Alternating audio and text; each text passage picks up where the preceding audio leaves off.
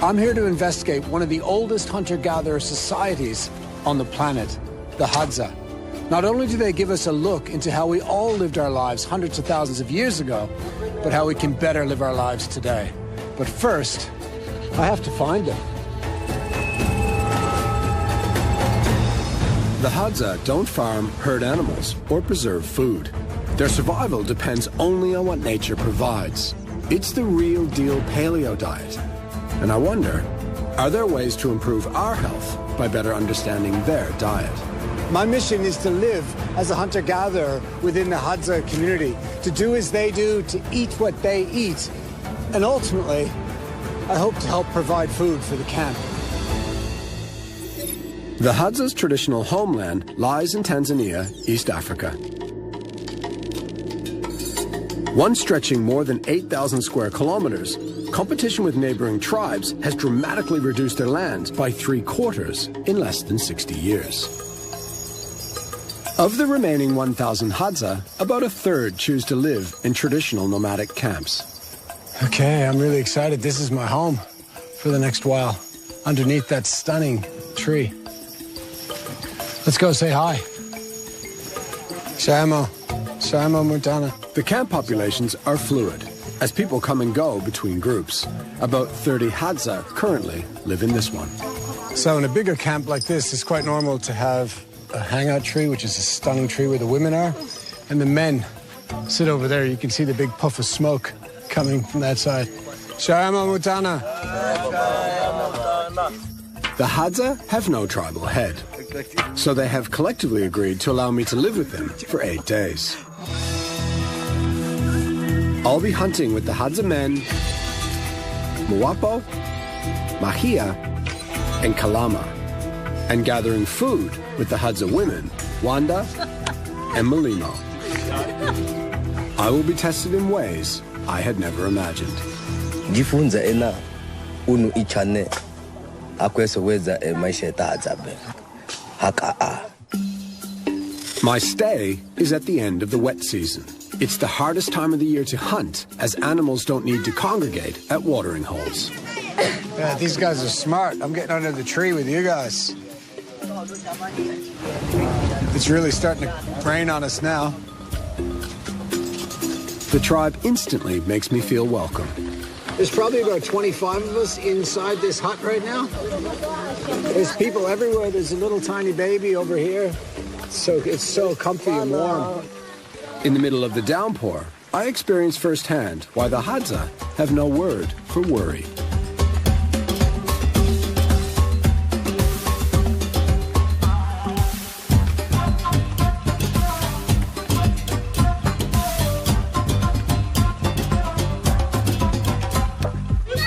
How happy is everyone here? Everyone's a bit wet, running around in the mud. Whoa, he's got a bit of karate moves, this guy.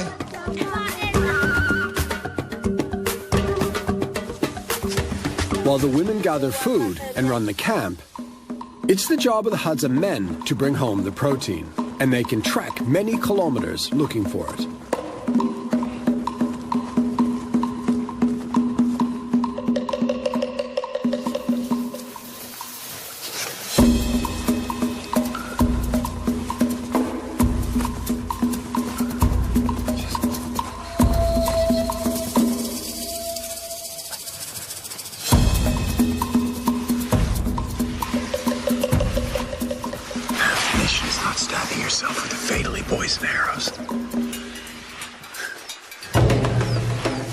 For the first time, I come face to face with my own moral struggle to kill anything versus the Hadza's need to survive. And it's not long before I witness an extraordinary display of their marksmanship. From a distance of nearly 20 meters, Mwapo fires at a tiny bird. Did he get something? Holy, wow. Can I hold him for a second? Okay, sorry, fella. That was absolutely incredible. He stopped for like a couple of seconds. He drew his bow back and bam, he killed this. Look how small this target is. That is incredible marksmanship. Despite our lack of fangs and claws, evolution has made humans to be expert predators. Our bigger brains devise technology to kill and butcher prey. An opposable thumb provides dexterity to make weapons. And a flexible waist, a straight upper arm, and a side-facing shoulder joint enhance our ability to project them. It's important to say I'm uncomfortable with killing any animals. In fact, I was very, very specific on no animal to be killed because of our film. But they looked at me quite puzzled because it's an immediate return life, so they kill to eat immediately. They're not worried about us. They're just worried about getting food. Oh, look at that. Fire. So cool. That's amazing. Time for dilemma number 2. I gave up eating meat 25 years ago. Do you want me to help? Not for any moral reasons, Oh, God. but for my own health. He's not going to be happy with my work. Come on. Just on there. Yeah. Meat didn't agree with me, and over time, I found I simply didn't need it. I know it's food, but it does feel a little bit small. But to kill an animal, even this tiny, and not eat it, doesn't feel right. Is it good? What about the bones? So I've made a deal with myself. Whenever we hunt as a team, I will eat. Can I have it well done? Here goes our little friend.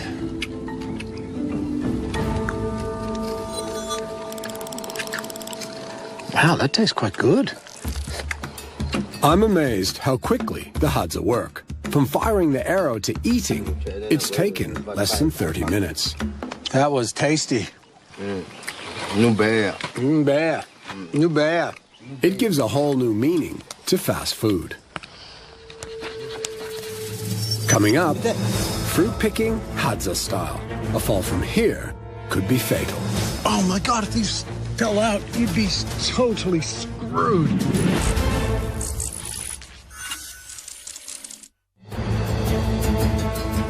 On my mission to explore our human potential, I'm seeing if I have what it takes to live as a hunter-gatherer in Tanzania. It's how we lived in the Paleolithic era 100,000 years ago.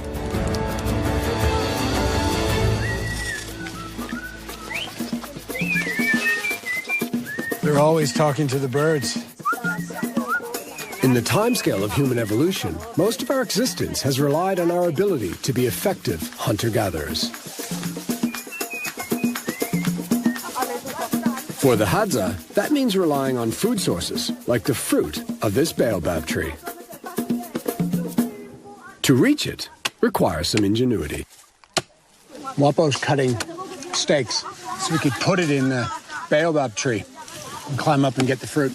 They put new stakes in every time so people don't fall.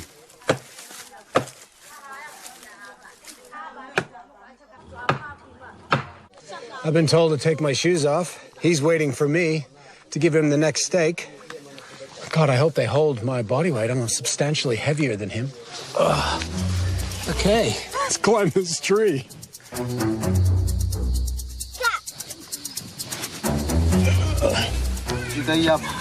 Oh, the things we do. The fruit is hanging 15 meters above the ground. So we just go up like this. Okay. Holy crap. A fall from here could be fatal. OH&S? Okay. Oh my God, if these fell out, you'd be totally screwed. Holy crap. Let me take. Watu na wasiwasi wakati alipopanda tukaona wapo walikuwa namtumia mambo, tukasema wewe fani ni mgeni kupanda kwenye mbuyu.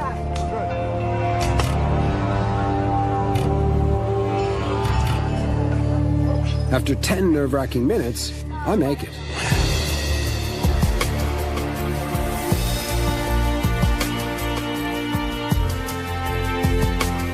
The tree is slippery. Whoa, whoa, la la la la la la. But the rewards are worth it. We are cleaning out this tree. Our job was to go up the tree, knock the fruit down, Here comes the collecting. It's a real team effort. Very, very efficient. And a big team, big family. While I've been climbing, Malimo has been collecting grass to make a hut for me. I'm very thankful. Now I have to carry it. Okay, you help. Head. Okay. Okay. Oh, my head. Oh, yeah. Okay. As tradition would have it, since she's cut the grass from my house, we're now a couple. And she's leading the way with my bow and arrow. Whoa, that's a broken back. Oh, this is heavy. Anyone else carrying a heavy load on their head? Or is that just a bale of hay guy? Oi!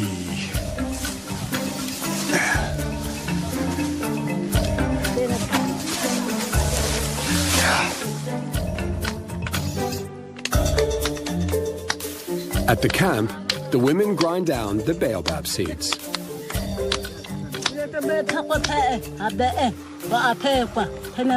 Okay. Somehow, I need to tell her I already have a wife. One of the neat things about Hadza society is they have no structures, no laws, no money. But they do have 3 central tenets, which I think in themselves are almost utopian. First, egalitarianism. Men, women, children, they all make decisions together. She's told me to hit it. Okay. Secondly, is its immediate return economy. So they store nothing. They have no refrigeration, no storage. Basically, they leave in the morning, get the food for the day, bring it back, and then it's done.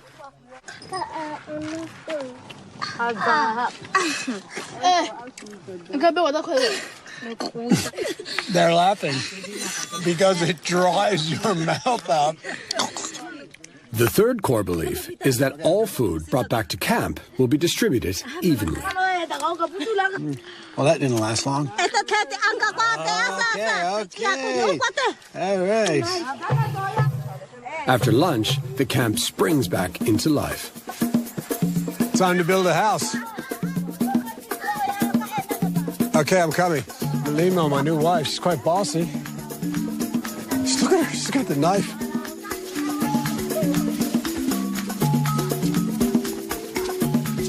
The Hadza men may be expert hunters, but the women do everything else, including construction. They just built the structure out of 2 trees that were already here in the ground. Well, that's one way to do it. Everything just becomes a natural tool. Kazi ya wanawake. Kazi ya wanawake. More building materials arrive, and compared to my earlier efforts, the women make it look easy. That is a lot of grass. That is so cool.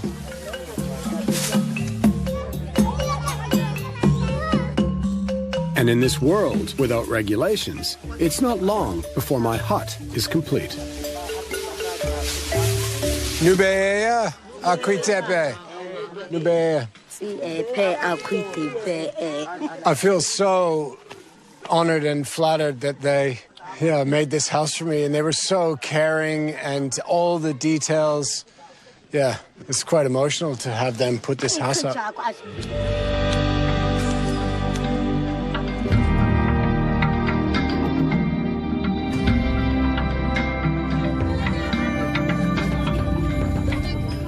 Sitting around the fire, the kids are transfixed by our infrared cameras.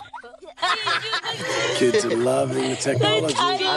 We've got night vision on. And Hadza kids are watching. We'll be pretty sure to see night vision. But the novelty soon wears off, and they begin to make their own entertainment. This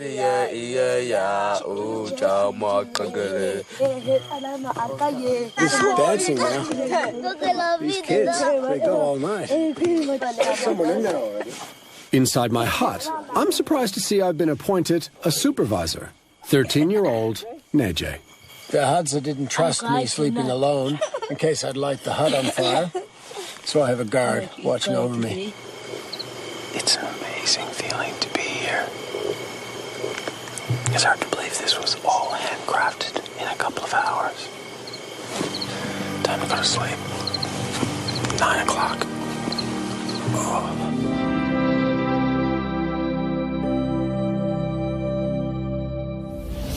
Coming up, the Hadza turn their arrows to bigger prey. He got the giraffe. And taking a risk for a sweet treat. I think I got stung about 3 times.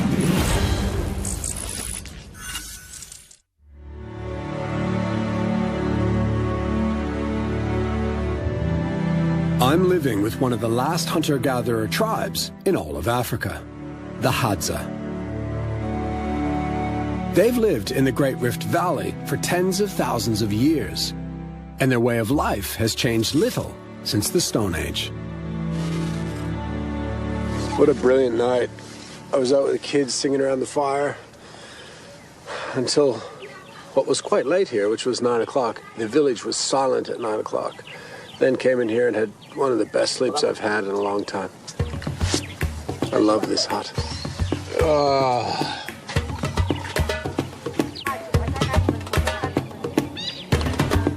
The kids want to teach me how to use the bow.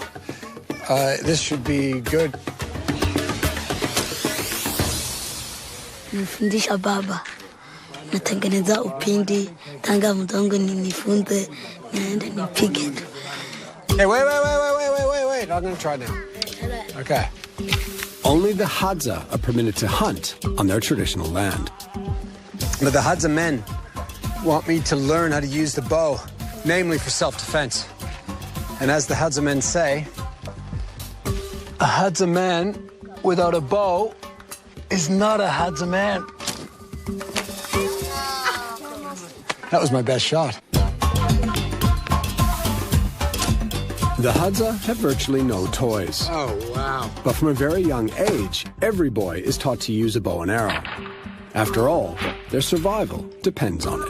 Oh, little fella. Watch, he's gonna beat me. Oh! Kids are just smashing the target. Well, it'd be fair to say that animal is dead. The only difference between the boys' practice arrows and the men's is the poison tips. The poison comes from shanjiao seeds, a powerful neurotoxin. I'm worried I'm going to stick that in my leg, just carrying it around while we hunt. There's no cure for this, so it'd just be a matter of time before I would die. You feel kind of tough walking with these guys. Look at them. Oh, Apple. I asked him about what happens if we see a lion. He said, no problem. I'll kill it.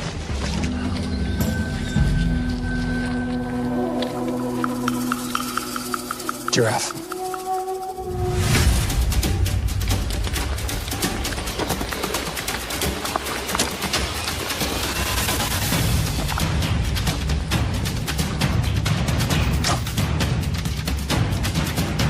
He got the giraffe. He got the giraffe. He just shot it. I don't know if I'm happy or sad, but he just shot a giraffe. Yeah. Yes. Yes. Giraffe. Yeah. Oh, my God. A giraffe would be a massive haul of protein for the camp. So now we're tracking the animal. We're looking for either blood or prints in the ground. They can tell from the animal's hoof prints whether the poison has taken effect. Because if it does take effect, it will be kind of drunken, so it won't be walking straight. Pretty clever, really. While the Hadza give time for the poison to take effect, Mahia hears something. A honey guide bird. And Mahia's whistling with it forms an extraordinary relationship between man and nature.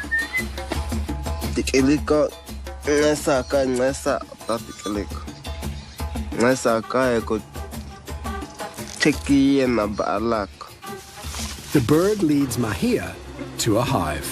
Oh, my God. Balako. So, Balako. Honey.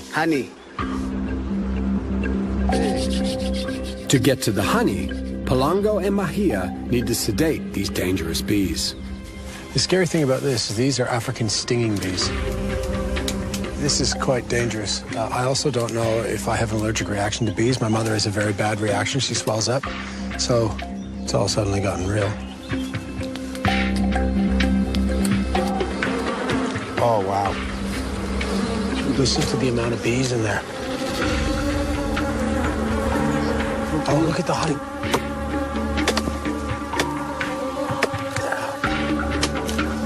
See, now you can hear the thousands of bees in there. Oh. Now it's my turn. This one? Yeah. Wow. Let's get it. Wow. Wow, that hurt as well. Oh. Honey is another important food for the Hadza. I think I got stung about 3 times. The richest natural source of glucose, it makes up almost 1/5 of their diet. Not only does it taste amazing, but scientists believe honey played a critical role in our evolutionary development. To survive, our early ancestors had to extract every last nutrient from their high-fiber diets. Our brain gobbles up 20% of our daily energy intake and requires more calories than any other organ. Risking a pure shot of honey meant more fuel was available to develop a bigger brain. That was amazing. Wow. Bahala. Nubaya. Turns out, the Hadza never did find the giraffe. We found the arrow, and we can tell from the tracks that the poison wasn't strong enough to kill it. I've got really mixed feelings about it. On the one hand, I'm incredibly relieved for the giraffe. I did not want to kill a giraffe. But on the other hand, I'm disappointed for the Hadza because that's a lot of food for them in the camp.